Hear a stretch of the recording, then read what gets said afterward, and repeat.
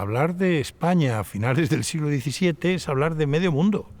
Es hablar del el único imperio que tiene posesiones en los 4 continentes, que prácticamente una parte importantísima de América.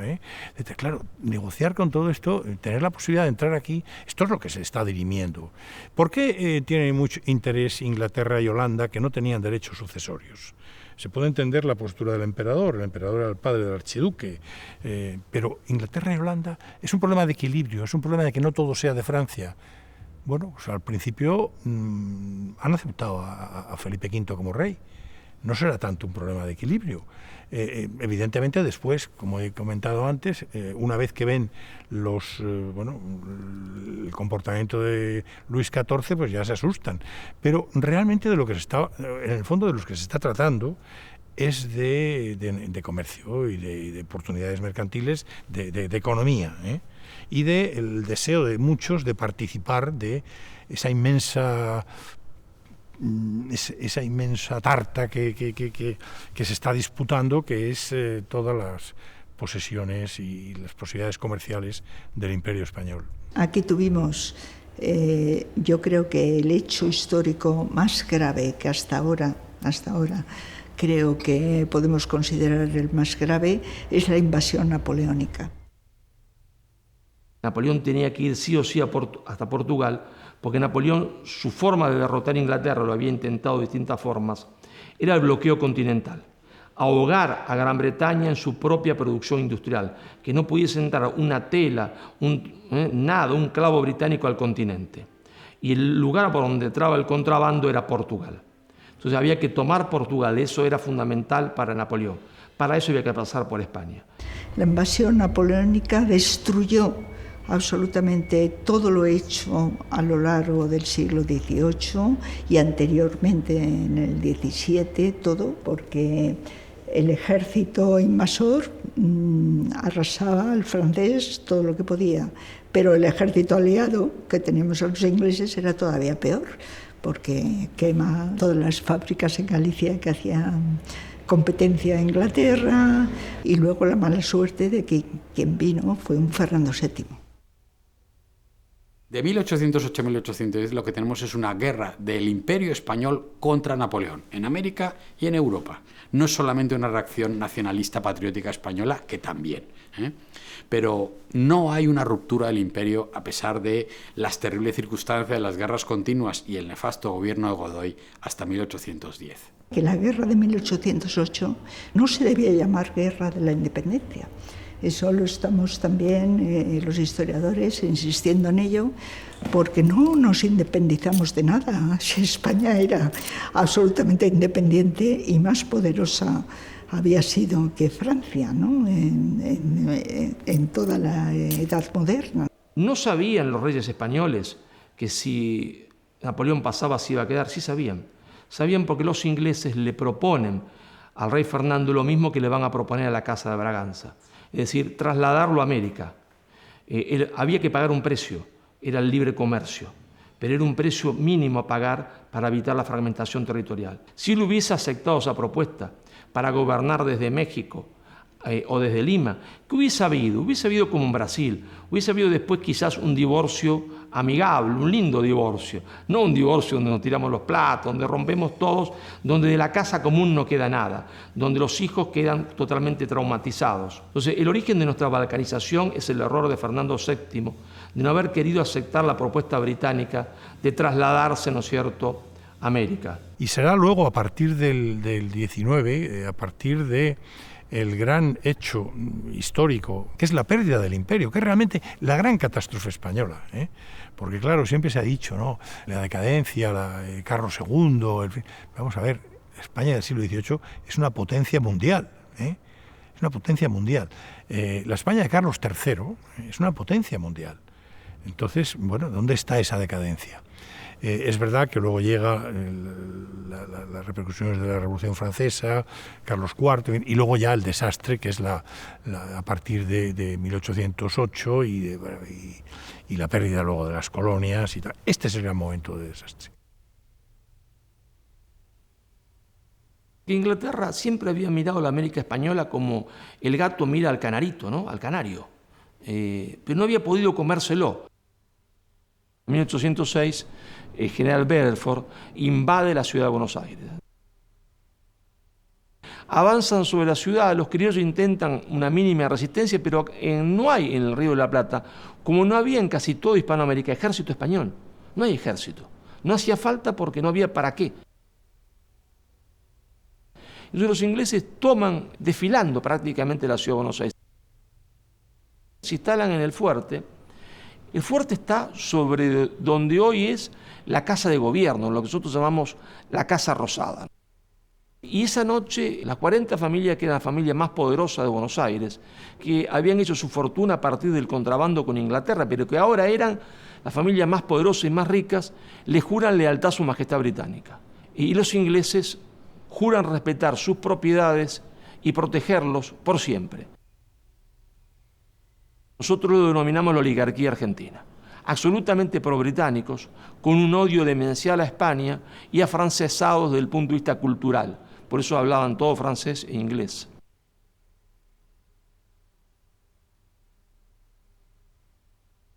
Mucha gente que ve cómo los ingleses se burlan de la religión, provoca el estado de ánimo que hace posible la reconquista de Buenos Aires al mando de Santiago de Liniers. Ahí el general Bedford se tiene que rendir y entrega las banderas a Liniers. Y claro, es importantísimo porque los ingleses nunca habían perdido una bandera en su historia. Y Inglaterra, derrotada militarmente, va a obtener un gran triunfo con la independencia. Lo que se oculta detrás de la independencia es el gran triunfo británico. Y había un estado de malestar gigantesco porque a pesar de que no se cambian las leyes, con los Borbones comienzan a tratarnos como una colonia, cosa que no había sido así antes. Entonces ahí había un cierto caldo de cultivo para la ruptura con España. No acontecía lo mismo en el Alto Perú, sobre todo en Perú no acontecía eso, no acontecía en Ecuador. ¿Qué quiere Gran Bretaña? Gran Bretaña primero que lo que quiere es libre comercio, ¿está?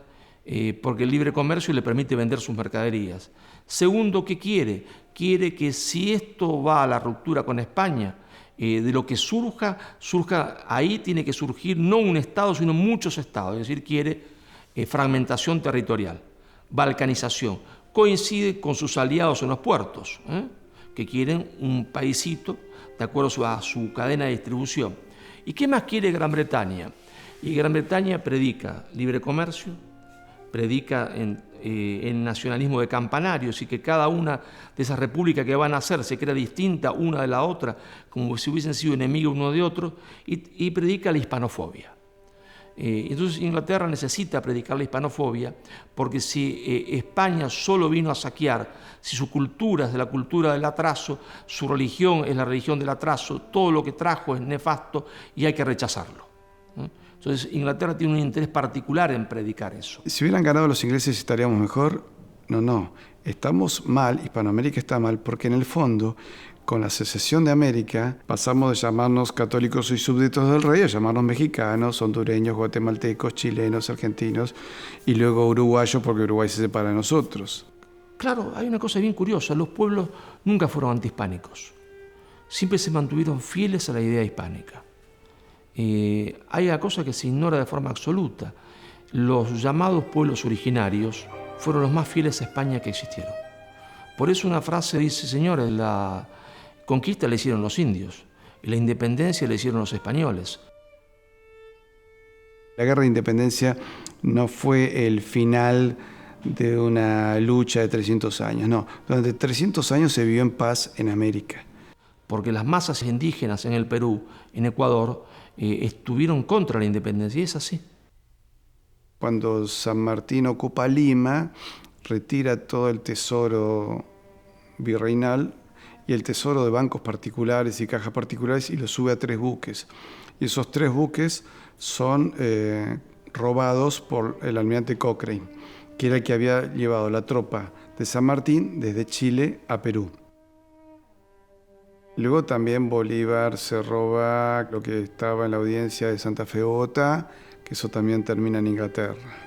Es decir, los países nuestros nacen endeudados, empobrecidos, sin tesoro y ya no con una moneda común, sino con monedas separadas en permanente devaluación, hasta el día de hoy. La gran pregunta que le hace Bolívar a San Martín, le dice: José, entonces, ¿para quién trabajamos? Y la respuesta es: trabajamos sin entenderlo para los ingleses.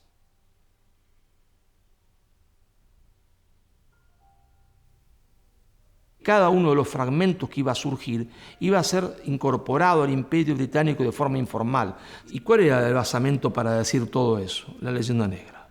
Había que rechazar a España y todo lo que España había traído. Y eso originó, ¿no es cierto?, el gran trauma, ¿no es cierto?, el gran trauma de los pueblos hispanoamericanos en América del Sur. Si tomásemos un siberiano, ¿no? Un hombre que vivió en la estepa siberiana toda su vida, y el hombre toma un avión a España, pero por error cae en Punta del Este, las costas del Uruguay. Escucha que la gente habla español y cree que está en España y dice: no, estás en Uruguay. Y el hombre va caminando y llega al Río de la Plata y dice: ¿y este qué río? Y el Río de la Plata, el río más ancho del mundo. Y del otro lado que hay otro país. Cruza y dice: acá seguro que se habla otro idioma. No, se habla español también. Bueno, ¿habrá otra religión? No, son católicos en ambos lados. Llega caminando hasta la cordillera de los Andes y le dicen: ¿y esto? Y son las montañas más altas de América. Del otro lado, ¿qué hay? Y hay otro país que se llama Chile. Ah, ¿ahí cambian de idioma a religión? No, tampoco. Y creo que el pobre siberiano va a mirar un poco extrañada la situación y dice: ¿y de acá hasta dónde no cambia? No cambia en todo el continente. Uno me decía: pero seríamos un país muy grande. Rusia sería más grande todavía. Es más, Rusia tiene 11 usos horarios. Cuando en una parte de Rusia son las 11 de la mañana, en otra parte son las 12 de la noche. Y sin embargo conforman un solo país. Dice: ¿cómo? Ustedes no cambian de idioma, no cambian de religión, tienen el mismo origen y son 20 países separados. ¿Ustedes son oligofrénicos? ¿Tienen algún problema? Porque no va a poder entender que seamos 20 países. Nos derrotaron solamente con la palabra, con la falsificación de la historia, construyendo una historia que era absolutamente falsa, y le hicieron creer a todo el mundo esa historia, incluso a los propios españoles.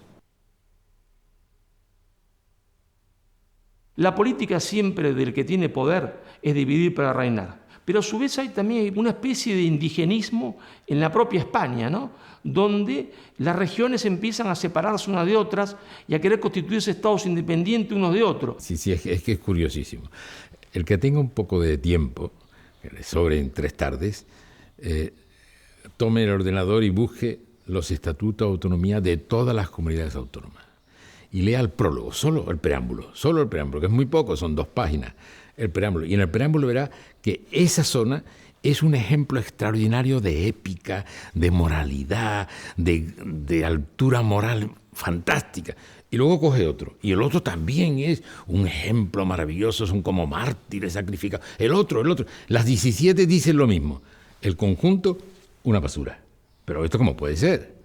¿Cómo 17 partes, todas épicas, han compuesto después para cada una de ellas algo que no funciona, que no es nada? No tiene sentido. Todas las comunidades pretenden que se les pague una deuda histórica. Entonces, ¿quién las paga? Si las 17 piden una deuda histórica, ¿quién las va a pagar? Entonces, es verdad que hoy día se potencia lo diferente y se anula lo común. Es una realidad, lo cual es un suicidio colectivo. Porque eso es lo que no entienden los españoles peninsulares. Es decir, han cambiado por un plato de lentejas ser protagonistas de la historia. Se han dejado escribir su historia por aquel que fue su enemigo histórico. Y es más, como yo digo, el enemigo histórico, los españoles me miran como diciendo: no tuvimos nunca enemigo histórico. ¿Cómo que no? Fue Inglaterra el que destruyó, el que aniquiló el imperio español. Y esos que aniquilaron el imperio español construyeron después la historia de España. El imperio hay que estudiarlo como una totalidad. Cuando miras como una totalidad, entonces vas entendiendo un montón de cosas. Por ejemplo, el problema tremendo para consolidar estados sólidos que tenemos nosotros, pero que tienen todos los pueblos que hablan español, todas las partes disgregadas de ese imperio, como no han tenido experiencia estatal previa, no han acertado todavía a construir estados que realmente, sean capaces de dar estabilidad a sus territorios. Viven perpetuamente en un estado de recaída en la feudalización. Pero en España también, pero es que en Colombia también. Es decir, ¿qué es lo que le pasa a todos los territorios del viejo imperio español? Pues que le salen señores feudales. Le salen señores feudales en forma de narcoguerrilla, de las FARC, del secesionismo catalán, y como tienen estados débiles, pues cualquiera les echa un pulso. Y les echa un pulso, oye, y si no los tumba le falta poco.